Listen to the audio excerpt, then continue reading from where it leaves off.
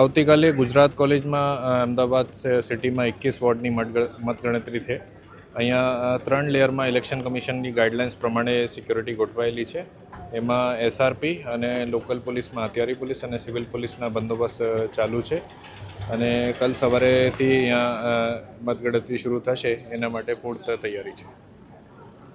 Sir, ખાસ CCTV સર્વેલન્સને control room પણ બનાવવામાં આવે છે. કેવી રીતે સમગ્ર સ્ટ્રોંગ રૂમનું કંટ્રોલિંગ અને સર્વેલન્સ થઈ રહ્યું છે?